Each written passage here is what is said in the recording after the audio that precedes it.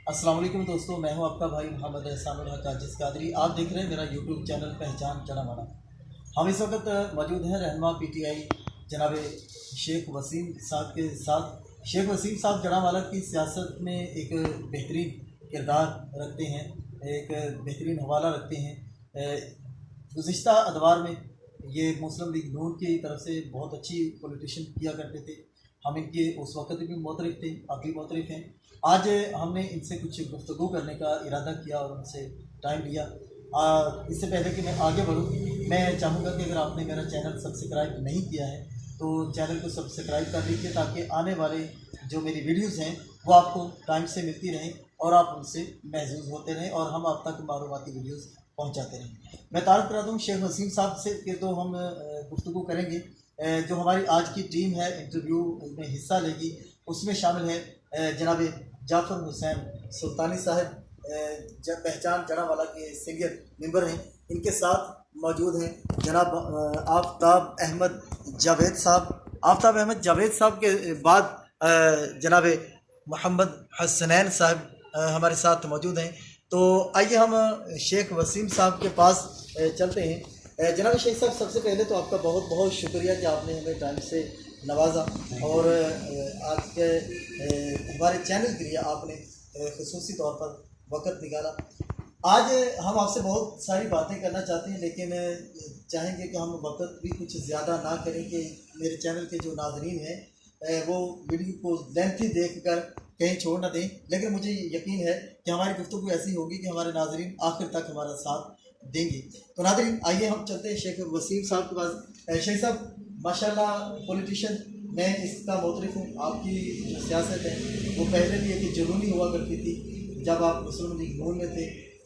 इससे कतई नज़र कि क्या हुआ, कैसे हुआ, क्यों हुआ, बस नून लीग आपने छोड़ दी सो छोड़ दी। मौजूदा दौर पर हम बात करते हैं पीटीआई में इस वक्त जो सूरत हाल है, जड़ावाला की सूरत हाल से पहले मैं चाहूँगा कि ऊपर की सतह पर एक सवाल करके कि आजकल एक इशू उठा हुआ है कि जनाब ये कादियानियों का, ये अचानक आपके वज़ीर आज़म साहब को क्या सूझी कि एक तो कोरोना का मसला चल रहा है, मुल्क लॉकडाउन में है और मरने मनाने वाली कैफियत है, और इन्होंने जनाब अचानक से ऐसा मसला उठा दिया, नाजुक मसला, कि जिस पर मुसलमान मर मिटने के लिए तैयार हो सकता है लेकिन इससे दस्तबरदार नहीं हो सकता।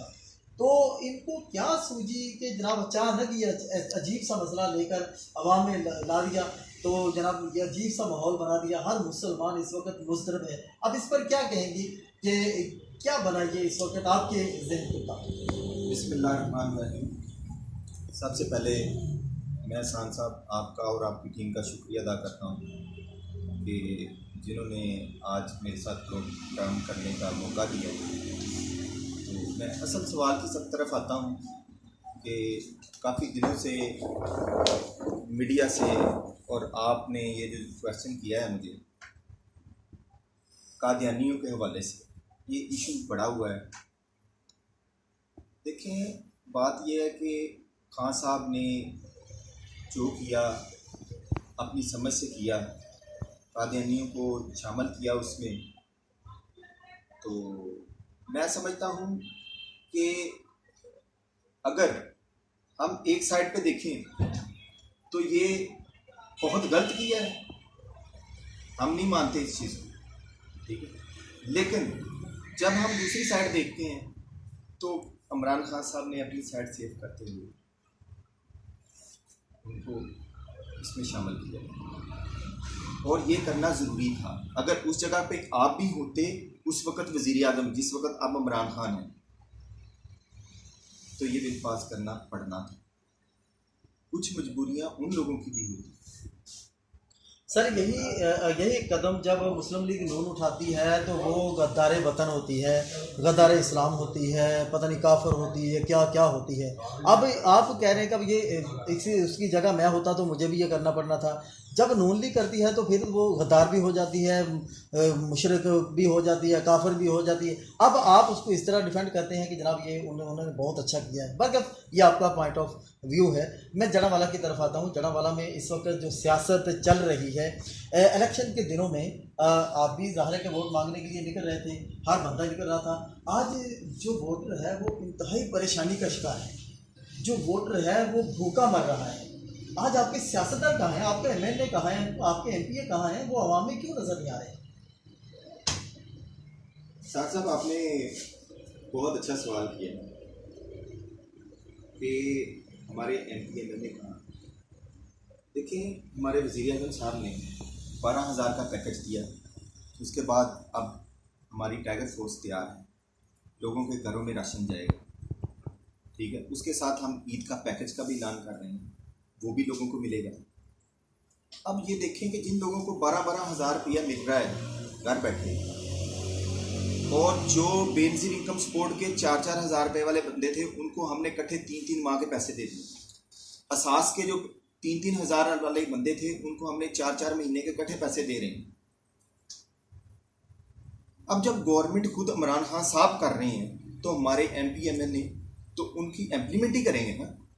वो खुद आके क्या करेंगे? इस वक्त कोरोना के मसाइल बने हुए हैं, वो इस वक्त खुद आके क्या करेंगे? उनको वो देखें, वो राशन मिल रहा है लोगों को, सारी चीज़ें उनके प्लेटफार्म तक पहुंच रही हैं, उनके घर तक पहुंच रही हैं। अभी ये जो टाइगर फोर्स का मैंने आपको पहले भी बताया था, मेरा ख्याल आखिरी मुलाकात में आपसे बात हुई थी कि ये टाइगर फोर्स की प्लानिंग है। उसके तहत हमने कोशिश ये करनी है कि कोई घर ऐसा ना रहे कि ईद से पहले जिनको राशन ना मिल सके। जो नॉन अफोर्डेड लोग हैं, उनको जो अफोर्ड नहीं कर सकते, जो घरों में बैठे हुए हैं, लॉकडाउन की वजह से बैठे हुए हैं, उनको राशन मिलेगा। अभी इमरान खान साहब ने स्मॉल कर्जे शुरू किए हैं, जो कि आप हम कोई बंदा भी ले सकता है और उस पर सूद नहीं हो। 50,000 से लेकर 50 लाख तक कर्जे मिलेंगे, उसमें सूद नहीं है, सूद के बगैर। सर माजरत के साथ उसके लिए भी ज़रूरी है कि आपका प्लाट हो, आपके नाम पर हो। अब मेरे जैसा बंदा को प्लाट ही नहीं रखता तो वो कहाँ से कर्जा देगा? फिर इस तरह तो यही होगा कि आप ज़ाहिर है कि आप एक प्लाट रखते हैं, आप ले लें, या मिसाल के तौर पे जाफर भाई प्लाट रखते हैं, वो ले लेंगे। अब मेरे जैसा बंदा क्या करे? मैं एक मजबूर शख्स हूँ, मैं कुछ करना भी चाहता हूँ, मैं प्लाट कहाँ से लाऊंगा? ये अजीब सी शायद है, इसमें क्या किया? वैसे मुझे तो नहीं इल्म इस बात का कि ये कोई शरायत है, अभी तक इसमें कोई शरायत नहीं, क्योंकि अभी तो उसकी लॉन्चिंग ही नहीं की गई। ऐसी शरायत नहीं होगी इसमें, क्योंकि एक बंदे के पास घर नहीं है, उसने अपने कारोबार के लिए लेना है, तो वो उसमें क्या प्रॉपर्टी शो करनी है? 50,000 के लिए आपने क्या प्रॉपर्टी शो कराएंगे? तो मेरा ख्याल है कि ऐसी कोई बात नहीं है। जो बड़े कर्जे होंगे 50 लाख का, 25 लाख का, उसके लिए होंगे। एक बंदा 25 लाख ले रहा है या 50 लाख ले रहा है, तो वो अपना मकान शो करा देगा या कोई ऐसी गाड़ी शो करा देगा क्लच की शक्ल, तो वो कोई ऐसी प्रॉब्लम नहीं। अच्छा सर, टाइगर फोर्स चूँकि आप उसके फोकल पर्सन भी हैं तहसील सतह पर, तो टाइगर फोर्स को आप डील कर रहे हैं जनावाला में, आप एक अच्छे अंदाज से लेके जा रहे हैं, लेकिन टाइगर फोर्स वालों को तो अभी ये भी नहीं पता कि जनाब वो टाइगर फोर्स से क्या है, कहाँ तक है, क्यों है, कैसे है, इसमें कितने लोग हैं, कौन कौन है, तो इसको कैसे आप आगे लेके चलेंगे? अच्छा, इसकी ना बात ये है कि इसकी जो रजिस्ट्रेशन हुई है ना, वो आपको भी पता है कि ऑनलाइन रजिस्ट्रेशन हुई, उसका पूरा डाटा जो है ना वो ऊपर गया है। जो हमारे ऊपर जो इसकी मैनेजमेंट कर रहे हैं, उस्मान डार साहब हैं, उनके पास ये डाटा पूरा गया है, और हर बंदे को उन्होंने रजिस्टर्ड किया। तकरीबन जितने बंदे रजिस्टर्ड हुए हैं उनकी कैटेगरियाँ बन जाएंगी, उनकी कैटेगरियाँ बनने के बाद उनका डाटा जो है वो इधर आ जाएगा हमारे पास। जनावाला की सियासत में अगर हम नज़र दौड़ाते हैं तो इस वक्त आपके एमएलए अलग सियासत करते नज़र आ रहे हैं, आपके एमपीएस जो हैं वो अलग सियासत करते नज़र आ रहे हैं, एक दूसरे के साथ ये इनका वो अजीब सा माहौल बना हुआ है। इसको आप किस अंदाज से लेते हैं? देखें, हर दौर में, चाहे वो मुस्लिम लीग का दौर, चाहे वो पीपल्स पार्टी का दौर, वो तो आपने वो नून लीग के दौर में भी आपके पंगे बहुत हुआ करते थे, ये तो इस तरह तो होता ही है।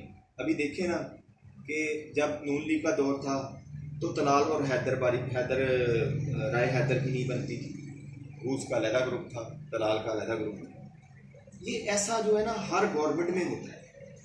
एमपीए की कोशिश होती है कि मैं एमएनए से फ्रंट लाइन पे आऊँ, एमएनए की कोशिश होती है कि मैं दोनों तरफ से फ्रंट लाइन में आऊँ, लेकिन मेरे ख्याल में लिमिट रखनी चाहिए। अगर एमपीए के इख्तियारात हैं ना तो वो पंजाब तक अपने लेवल के अंदर रहे, लेवल के बाहर ना आए।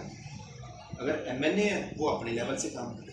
जनावाला में हम अगर देखते हैं तो जो एमपीए साहब हैं, ज़हीरुद्दीन बाबर साहब हैं, चौधरी ज़हीरुद्दीन बाबर साहब, हम इनको बड़ा ना भागदौड़ करते देखते हैं। कभी वो सिविल अस्पताल का दौरा तो कभी किसी इदारे का, कभी किसी का, कभी किसी का। ये अलग बात है कि सिविल अस्पताल में जब चौधरी ज़हीरुद्दीन बाबर साहब जाते हैं तो चंद दिन बाद एमएलए साहब भी पहुंच जाते हैं। ये आपको पता होगा कि अंदर की कहानी क्या है, वो कैसे पहुंच जाते हैं, क्यों पहुंच जाते हैं। लेकिन हम देखते हैं कि एमपीए साहब ज़्यादा एक्टिव हैं। तो आप इसमें क्या कहते हैं कि बाकी वो एक्टिव हैं? ये मेरी फीलिंग है। नहीं, आप बिल्कुल सही कह रहे हैं। चौधरी ज़हीर साहब जो है वो वेरी नाइस पर्सन है और हमारे इलाके की शान है, ठीक है। और मैं देखता हूँ कि अभी तक मेरी सियासत में अभी तक चौधरी ज़हीर जैसा बंदा जो है ना वो इस जनावाला की हिस्ट्री में नहीं आया। यानी आप चौधरी ज़हीरुद्दीन से उनकी हर जगह पे नज़र है। अभी वो फैसलाबाद में जो वो सेंटर बना है एग्रीकल्चर का, उसके वो तमाम हेल्थ के मामला के वो इंचार्ज हैं। आप उनकी देखते होंगे मीडिया में, मोस्टली वो उधर भी जाते हैं, उधर डीएचक्यू में भी जाते हैं, जहाँ जहाँ आइसोलेशन सेंटर बने हैं उनके भी दौरे करते हैं। ये बात उसकी काबिल तारीफ है। वो छुप कर के नहीं बैठा है कि जब कहीं मुझे कोरोना ना हो जाए, वो दौरे कर रहे हैं और आ जा रहे हैं। जहाँ फैसलाबाद एग्रीकल्चर यूनिवर्सिटी में कोई बंदा नहीं जा रहा, कोई मिनिस्टर नहीं जा रहा, तो वहाँ चौधरी ज़हीर जा रहा है। अगर कोई मसाइल है उधर तो वो हल चौधरी ज़हीर साहब कर रहे हैं कमिश्नर साहब के साथ मिलकर। तो चौधरी साहब का जो है ना वो काम जो है ना वो मैं समझता हूँ कि अब तक इस वक्त जनावाला की तारीफ में चौधरी साहब जितना काम किसी ने नहीं किया। यहाँ तक कि आपके एमएनए में भी नहीं, इसमें कोई शक नहीं है। एमएनए साहब नहीं कर रहे, लेकिन हमारे चौधरी ज़हीर साहब है ना, मैं उनसे ये इसलिए कहता हूँ कि वो बंदा अगर वो एमपीए हैं या नहीं है, उनकी पब्लिक डीलिंग, उनके लोगों के साथ रास्ते हर वक्त हर दौर में रहते हैं। मैं चौधरी ज़हीरुद्दीन साहब को यहाँ पर ना ऑन कैमरा ये कहना चाहूँगा कि आप वाकई, मैं एक साफ़ी की नज़र से आपको अप्रिशिएट करता हूँ। और ये आप भी जानते हैं कि मैंने आज तक आपसे कोई बाकायदा मुलाकात नहीं की। मीटिंगों में, महफिलों में, जलसे जुलूसों में आपके इंटरव्यूज़ किए हैं, लेकिन मैंने कभी पर्सनल ना आपको फ़ोन किया, ना आपसे कभी कोई इश्तिहार मांगा, ना ही कभी मांगूंगा। लेकिन ये है कि आपके काम को मैं अप्रिशिएट करता हूँ। अच्छा शेख साहब, ये आज ये भी मेरा भी जो बयान है ये इंशाल्लाह वो चौधरी साहब के लिए पहुँचेगा, ज़ाहिर है वो देखेंगे।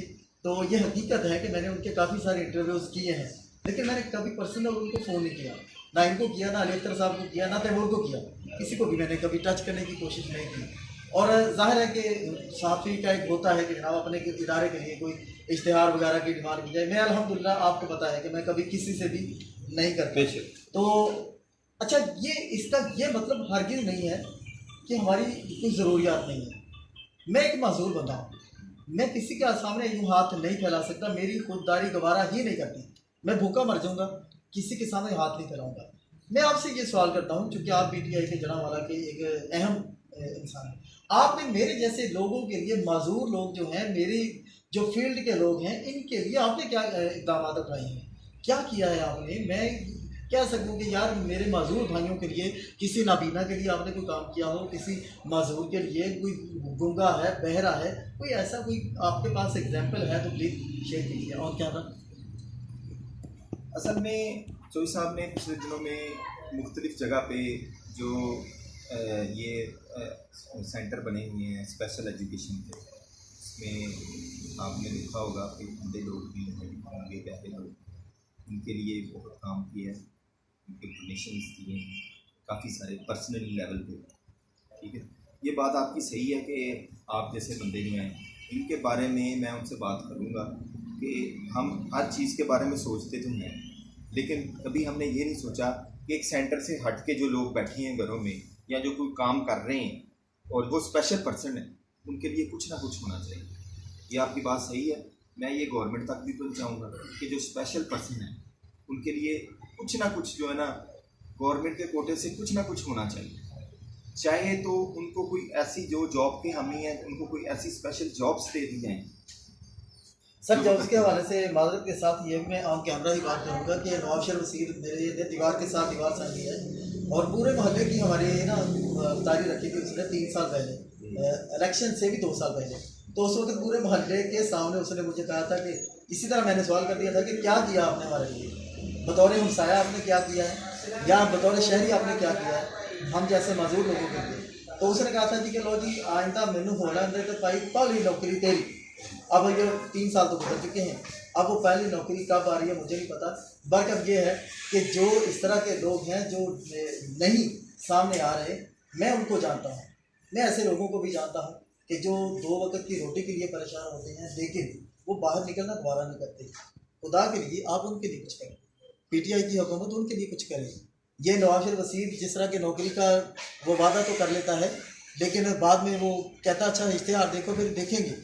भाई इश्तिहार कौन देखेगा, आप लोग इनको देखें, आपके पास डाटा है, नादरा के पास सारा डाटा है कि कौन स्पेशल पर्सन है, किसके लिए क्या किया जा सकता है। सर ये तो मैंने अपना वो कहते हैं कि अपनी बरात से निकाल ली आपकी बात के दौरान।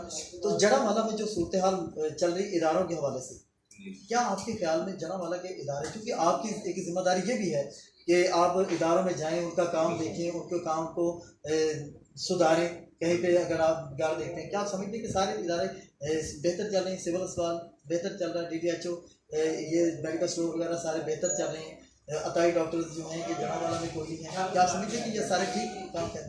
देखिए खान साहब, कोई भी बंदा परफेक्ट नहीं होता, कोई भी बंदा किसी भी शोबे में परफेक्ट नहीं होता, लेकिन बात यह है कि अभी हमारा मुल्क जिस हालात में जा रहा है, कोरोना का जो खतरा है जो इस मुल्क पर अभी भी ये मंडला रहा है और हम इसे इजीली ले रहे हैं कि आइंदा आने वाले 14-15 दिन जो हैं ये हमारे लिए सबसे ज़्यादा ख़तरनाक है। पेशेंट की तादाद भी बढ़ रही है, पेशेंट की तादाद भी बढ़ रही है और मोर्टेलिटी की तादाद भी बढ़ रही है। देखें इस हालात में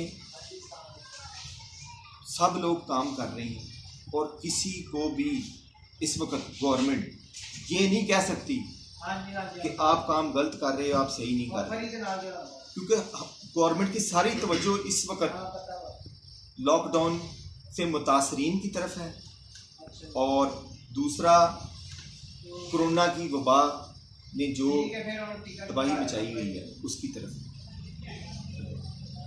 ये आपको भी पता है जो हो रहा है, गाहे बगाहे आपसे बातें होती रही कि मास्क के हवाले से मैंने बात की, सैनिटाइज़र के हवाले से बात की, लेकिन वो जूं का त्यों ही रहा, वो सिलसिला ऐसे ही चलता रहा, ठीक है, उसमें कोई तब्दीली नहीं आई।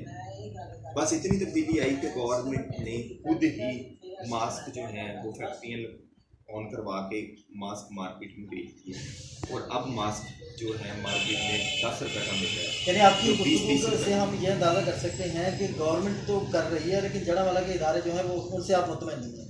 मैं तो नहीं मुतमईन, क्योंकि कोई तवज्जो नहीं है, ठीक है, और हमारे MPA MNA जो हैं वो भी इस तरफ लगे हुए हैं, वो कोरोना से हालात के साथ मुकाबला करने की कोशिश कर रहे हैं। बात MPA MNA भी या सिर्फ MPA साहब? देखें ये तो आप बेहतर जानते हैं एहसान साहब कि आपको पता है कि MPA किस जगह पे है और MNA किस जगह पे है। मैं तो ये नहीं कहूँगा, ये आप साफी लोग हैं, आप बेहतर समझते हैं, ठीक है। जी जाफर भाई, सर एक ये बात है कि जैसा ये मौसम चल रहा है, मामलात है, हर चीज़ लॉकडाउन है, मेरे ख्याल के मुताबिक सबसे पहले तो हुकूमत को ये करना चाहिए था कि मेडिकल स्टोर जितने भी है आवाम को रिलीफ देना चाहिए था। कोई 20% वो नहीं है, करियाना चल रहा है, आगे से डबल ट्रिपल काम हो गया, उसमें रिलीफ देना चाहिए था, लेकिन हुकूमत ने कोई ऐसा कदम नहीं उठाया कि आवाम को कोई रिलीफ दिया जाए। इसके बारे में आप क्या कहते हैं? ये बात आपने बिल्कुल सही कही है। सर माजरत के साथ मैं इसी के साथ अटैच करना चाहूँगा ये बात भी कि प्राइस कंट्रोल कमेटियाँ जड़ावाला में असिस्टेंट कमिश्नर साहब खुद जो कहने के घर के मालिक हैं वो उनकी सरबराही में प्राइस कंट्रोल कमेटी बनी है। अब घर का मालिक जो है वो किस अंदाज से कहेगा कि मेरे घर में काम ठीक नहीं हो रहा, तो किस अंदाज कब वो किस मुंह से कह देगा कि नहीं नहीं जनाब वो ठीक नहीं हो रहा, वो तो ज़ाहिर कहेगा नहीं नहीं मेरा घर बिल्कुल ठीक है। कि इस बारे में आप क्या कहेंगे, क्या ये बनता है, ये बात समझ से गलत? बहुत अच्छी बात की आपने खान साहब, और आपने बहुत अच्छा किया कि बता दिया कि ये इस तरह की सूरत हाल है। देखें कि जब ये प्राइस कंट्रोल कमेटीज बनाई गई, एक्चुअली ये प्राइस कंट्रोल कमेटी गवर्नमेंट ने बनानी थी आज़ादी तौर पर। गवर्नमेंट को ब्यूरोक्रेसी को शामिल करना पड़ा इस वजह से कि जिस तरह ये मुल्क के हालात हुए थे, अचानक में उन्हें चाहिए थी कि रमज़ान से पहले प्राइस कंट्रोल कमेटीज़ को ऑन कर दिया जाए। आगे आपको पता है मिर्ज़ा अरशद बेग साहब थे प्राइस कंट्रोल कमेटी, बेहतरीन करते थे लोग, ठीक है, बेहतरीन काम करते। वो एक आज़ादी काम था, उसमें गवर्नमेंट की इन्वॉल्वमेंट नहीं थी, उसमें ब्यूरोक्रेसी का कोई बंदा नहीं था, ब्यूरोक्रेट्स कोई नहीं था, ठीक है। अब उन्होंने ये कहा कि जो मकामी एसी हैं उनको चेयरमैन बना दो प्राइस कंट्रोल कमेटी। हर जगह पे जो मकामी एसीज हैं उनको अख्तियारात दे दिए जाएंगे, वो प्राइस कंट्रोल कमेटी के चेयरमैन बने और वो अपने साथ उसकी मेंबरशिप कर लें, अपने साथ वो मेंबर अटैच कर लें। एसी साहब को इजाज़त दे दी गई कि आप 10 से 12 मेंबर अपने साथ प्राइस कंट्रोल कमेटी के बना लें, ठीक है। वो तो गवर्नमेंट ने कर दिया, ब्यूरोक्रेसी को दे दिया कि प्राइस कंट्रोल कमेटी। अब एसी साहब ने जो मैनेजमेंट करनी थी उसमें उन्हें चाहिए था, मैं तो यही कहूँगा, मेरी समझ के आप भी समझते होंगे, आपको भी पता होगा, लेकिन मेरी समझ के मुताबिक उन्हें चाहिए था कि उसमें अननोन बंदे शामिल किए जाए। अननोन का मतलब आप समझते हैं कुछ समाजी कारकुन, कोई फ्लाई तंजीमों के बंदे हों, उनको ऐड किया जाए, कोई पब्लिक हो, ये जो ख़रीदार हैं, ये जो चीज़ें खरीदने जाते हैं, इनको शामिल किया जाए, इनको पूछा जाए, इनसे राय ली जाए कि इस चीज़ की प्राइस कितनी होनी चाहिए, इस चीज़ की प्राइस कितनी होनी चाहिए। ये आपको कैसे मुतमईन होंगे इससे आप, ठीक है। लेकिन इसमें क्या किया गया, सब्ज़ी मंडी के सदर को मेंबर बना दिया गया, इसमें करियाना एसोसिएशन के सदर को मेंबर बना दिया गया, इसमें मीडिया के कुछ बंदों को मेंबर बना दिया गया, इसमें जिसकी करियाने की दुकान है उसको मेंबर बना दिया गया, इसमें जिसकी सब्जी की दुकान है उसको मेंबर बना दिया गया। अब ये देखें, आप खुद सोचें कि ये कैसी प्राइस कंट्रोल कमेटी है कि जिसने जिन चीज़ों को हमने प्राइस कंट्रोल करनी है वही बंदे कैसे उस चीज़ को प्राइस कंट्रोल करेंगे जो कि उनके पास खुद मौजूद है। अब सब्जी मंडी का सदर है, उसके पास आलू नहीं मौजूद, उसके पास आलूओं के गोदाम नहीं होंगे, उसके पास मंडी में आलू नहीं होंगे, ठीक है। अब वो उसे कैसे कंट्रोल कर सकता है, वो कैसे अपने बंदों का चलान कर सकता है, जहां से उसने इलेक्शन जीतना है उसका कैसे चलान करेगा। अगर इस जगह पे समाजी कारकुन होते या आप जैसे लोग होते, वो जाते इस हिसाब से कहते ये बंदा इस चीज़ को इतनी सेल कर रहा है जबकि इसका रेट ये है और ये ज़खीरा अंदोजी भी कर रहा है, तो फिर उसका चलान। अब इसमें सब ओके की बात है कि सब ओके है। अभी 60-70 रुपये किलो आलू मिल रहे हैं, रमज़ानुल मुबारक शुरू हो चुका है, आलू की कीमत नीचे नहीं है। आलू रोज़मर्रा की आइटम, हमारे रमज़ानुल मुबारक में सबसे ज़्यादा आलू इस्तेमाल है।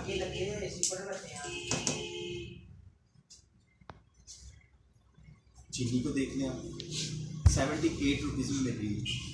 क्या अभी जाके देख लें मंडी में, उन लोगों को बनाया हुआ है प्राइस कंट्रोल कमेटी का चेयरमैन जो कि खुद चीनी के व्यापारी हैं, क्या बात, जो खुद आटे के व्यापारी हैं, वो कंट्रोल करेंगे, वो कंट्रोल करेंगे। आप अपने घर को कैसे कह सकते हैं मेरा घर गलत है? मैं अपने बच्चों को कैसे कह सकता हूँ कि ये मेरा बच्चा नहीं सही है, ये गलत काम कर रहा है? मैं कभी नहीं कहूँगा उसको। तो मैं इस हिसाब से मुलाकात तो नहीं मैंने की उसके बाद, लेकिन मैं इस हिसाब से ये कहना चाहूँगा कि कम अज़ कम प्राइस कंट्रोल कमेटी बनाते हुए ये देख लें कि शहर में जो समाजी शख्सियात हैं, जो सियासी शख्सियात हैं, जिनके कोई इस तरह के बिज़नेस नहीं है, उनको इसमें ऐड किया जाता है, तो आज प्राइस कंट्रोल कमेटी सही काम कर रही होती जनाब। और आपको प्राइस कंट्रोल कमेटी के हिसाब से बाज़ार में चीज़ें सस्ती नज़र आती और आप कहते कि वाकई रमज़ानुल मुबारक शुरू हुआ है और प्राइस कंट्रोल कमेटी ने प्राइस कंट्रोल कर लिया, लेकिन यहाँ हमें ऐसी कोई चीज़ नज़र नहीं आती। इस वक्त तो महंगाई जो है मेरे- वो उरूज पर है। हमारे अपने पीटीआई के 2 लड़के हैं प्राइस कंट्रोल कमेटी में। चौधरी ज़हीर साहब के जो हमारे तरफ से जो बंदे हैं, 2 बंदे हैं उसमें प्राइस कंट्रोल के।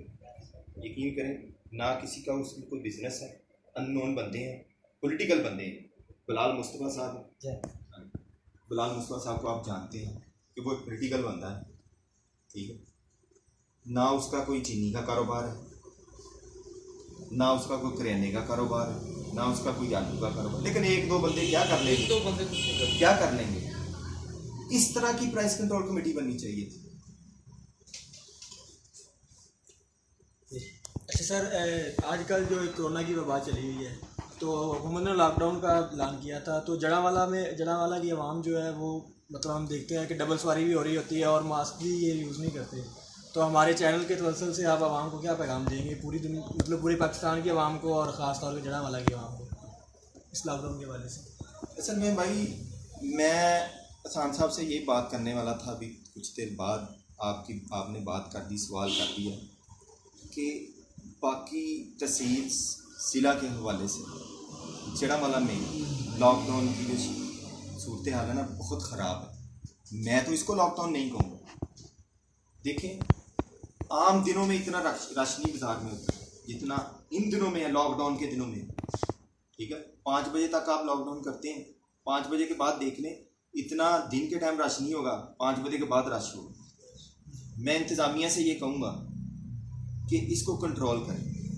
अगर हमारा जड़ावाला इस बीमारी से सेफ है ना, तो ये ना समझें कि ये बीमारी जो हमसे दूर हो गई है और हम इससे बच जाएंगे।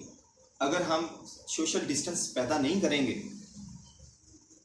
तो हमारा भी उन मुल्कों जैसा हाल हो सकता है। अल्लाह ना करे सर, जड़ावाला सेफ भी इसी सूरत में है कि यहाँ पर कोई टेस्ट नहीं हो रहे। यहाँ पर किसका टेस्ट हुआ है आज तक कोई मेरी मालूमात में तो नहीं है। टेस्ट किसी का हो, हमें पता चले कि जनाब कोई यहाँ पर कोई है या नहीं है, ठीक है ना। अब जनाब वो एक सहाफ़ी थे हमारे, मेरे हम नाम ही थे, मुझे भी फ़ोन आ गया था वो मुनव्वर साहब का, एसी साहब के रीडर का, कि जनाब वो पता चला है कि इस तरह वो बेचारा वो अपने घर में कैद होकर रह गया। रोडाले का है और रिजवान आजिज़ उसका नाम है। आजिज़ से मैं भी आजिज़ था, वो भी आजिज़, वो कैद होकर रह गया। अब वो उसके टेस्ट गए, वापस आए, कितने दिन हो गए तब से वो बेचारा कैद में है, उसको कैद कर दिया। लेकिन टेस्ट का कोई यहाँ पर निज़ाम नहीं है। टेस्ट हो तो फिर पता चलेगा कि यहाँ पे कुछ है।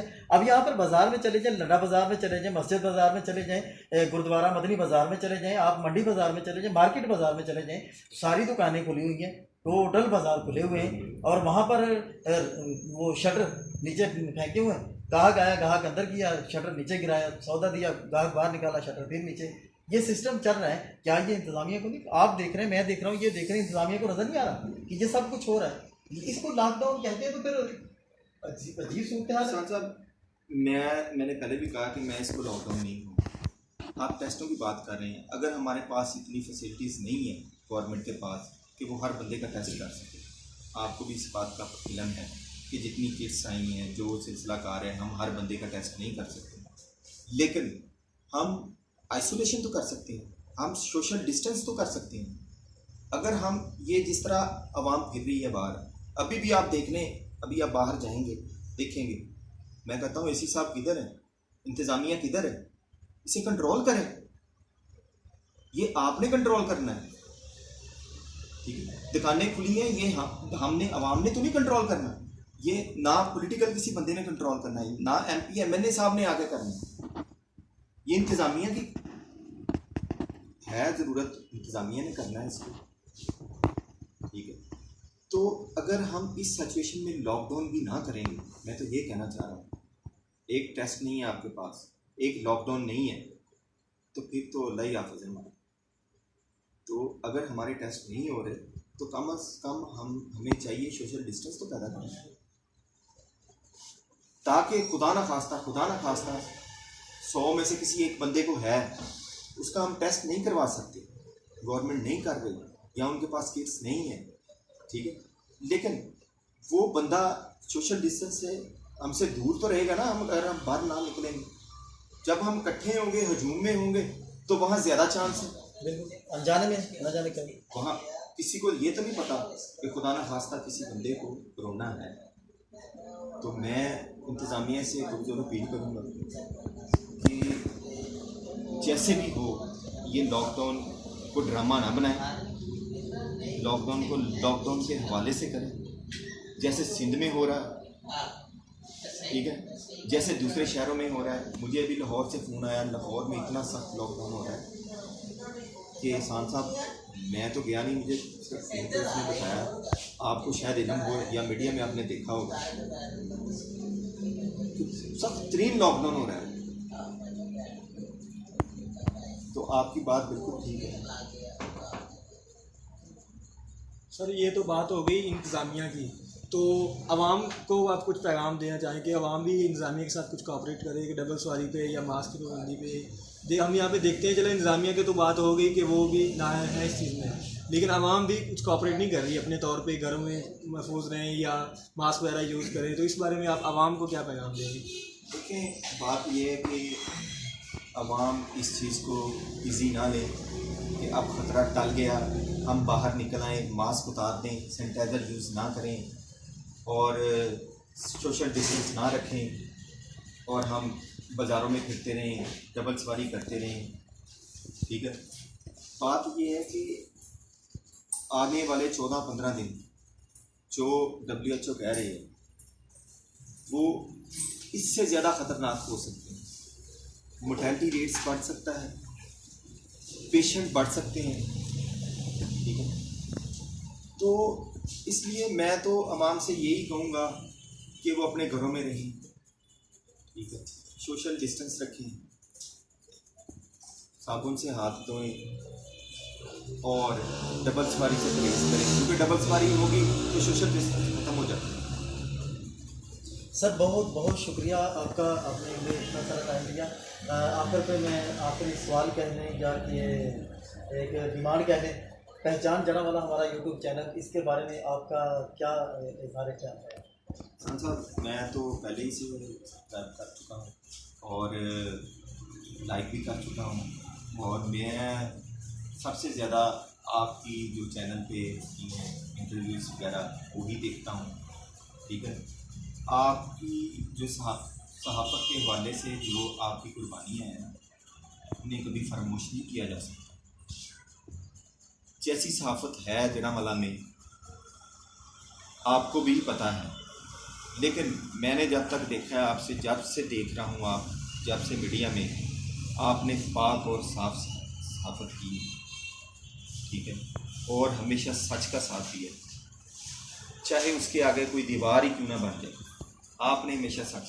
अगर मैं भी आपके सामने, मैंने आप देखा है कई बार कि मैं भी इनको कहूँ ना कि ये बात ऐसे है यार, थोड़ी सी फेवर कर दें, तो उन्होंने कहा मैंने सच की फेवर करनी है, मैंने आपको नहीं देखना। अगर वो बंदा राइट पे है तो मैं उसकी फेवर करूँगा। तो एहसान साहब मैं तो यही कहूँगा कि अगर जड़ावाला की सहाफ़त में, मैं एहसान साहब अगर कोई मुझे बंदा कहे तो जड़ावाला की सहाफ़त में कोई बंदा है तो मैं एहसान साहब को सलूट करूँगा। बहुत शुक्रिया, बहुत शुक्रिया, जज़ाकल्लाह खैरा। नाज़रीन, चंद दिन पहले की एक बात आपसे मैं शेयर कर देता हूँ, जिस तरह वसीम भाई ने इशारा किया है। चंद दिन पहले वसीम भाई का फ़ोन आया था कि यार ये फ़लाँ मामला चल रहा है तो इसकी आप खबर लगाओ। मैं रात थी ना लगा सका, सुबह वसीम भाई का फिर फ़ोन आया कि आपने यार लगाई नहीं। मैंने कहा यार मैं रात उसकी इन्वेस्टिगेशन नहीं कर सका, इसलिए मैं खबर नहीं लगा सका। यार मैंने कहा है, मैंने कहा आपने कहा है, मैंने इन्वेस्टिगेशन नहीं की। आज मैं इन्वेस्टिगेशन करूंगा और खबर फिर लगाऊंगा। और अल्हम्दुलिल्लाह मेरा ताल्लुक़ है, बहुत ज़्यादा ताल्लुक़ है इनके साथ। मैंने ताल्लुक़ नहीं देखा, मैंने अपनी इन्वेस्टिगेशन की और मुतल्लिका अफसर से मैंने पर्सनली रिक्वेस्ट की कि सर ये मामला चल रहा है, और उन्होंने उसी वक्त मेरी रिक्वेस्ट पर एक्शन लिया। नाम ले लेते हैं, उस्मान नाम, उनका पूरा नाम है। उन्होंने ये एक्शन भी लिया, फिर मैंने उनकी खबर जो थी वो ब्रेक की और अल्हम्दुलिल्लाह उन्होंने भी शुक्रिया अदा किया, इन्होंने भी शुक्रिया अदा किया। बल्कि हम पाक साफ सहाफ़त इंशाअल्लाह करते रहेंगे। ऐसे दोस्त मुझे सराहते रहेंगे, यही मेरी ज़िंदगी का सरमाया है। आखिर पे मैं आपसे इजाज़त लेता हूँ इन अल्फाज के साथ कि खुदा के लिए अपने से प्यार कीजिए, अपने बच्चों से प्यार कीजिए, अपनी फैमिली से प्यार कीजिए, अपने घरों में रहिए, आप ये जो सोशल मेल जोल है इसको प्लीज़ प्लीज़ अपने लिए, अपने बच्चों के लिए, अपने ख़ानदान के लिए तर्क कर दीजिए। अपने घरों में रहिए और इसको मजबूरी के तहत अगर निकलना पड़ता है तो पूरी हिफाजती तदाबीर के साथ बाहर निकलिए और इदारों के साथ तावन कीजिए। जड़ावाला में आज के इंटरव्यू से हमें पता चला कि मैं अकेला ही गैर मुतमिन नहीं था इन इदारों से। वसीम भाई पीटीआई के जो अहम रुकन हैं वो भी जड़ावाला के इदारों से पूरी तरह मुतमिन नहीं है। हाँ, एएसपी बिलाल महमूद सुलहरी साहब ये हमें काम करते नज़र आ रहे हैं, बेशक ये हमें सड़कों पर भी नज़र आ रहे हैं, ये हमें तावन करते भी नज़र आ रहे हैं। इनको रात के 12 बजे भी फ़ोन किया तो उन्होंने कहा जी कादरी साहब, तो ये इसलिए नहीं कि वो जी कहते हैं तो मैं इसलिए कह रहा हूँ, नहीं, वो काम करते हैं, सड़कों पे नज़र आते हैं, काम करते हुए हमें दिखते हैं। जो काम करेगा हम उसको सलूट पेश करेंगे। अब आपसे इजाज़त चाहता हूँ। अगर आपने मेरा चैनल सब्सक्राइब नहीं किया तो प्लीज़ चैनल को सब्सक्राइब कीजिए। तब तक के लिए इजाज़त दीजिए, जब तक कि मैं नई स्टोरी, नया मौजू आपके साथ दोबारा लेकर हाज़िर नहीं होता। तब तक के लिए आप अपने भाई मोहम्मद एहसानुल हक आजिज़ कादरी को इजाज़त दीजिए। अल्लाह मेरा आप सबका हामी और नासिर हो। पाकिस्तान जिंदाबाद। अस्सलामु अलैकुम व रहमतुल्लाहि व बरकातुहू।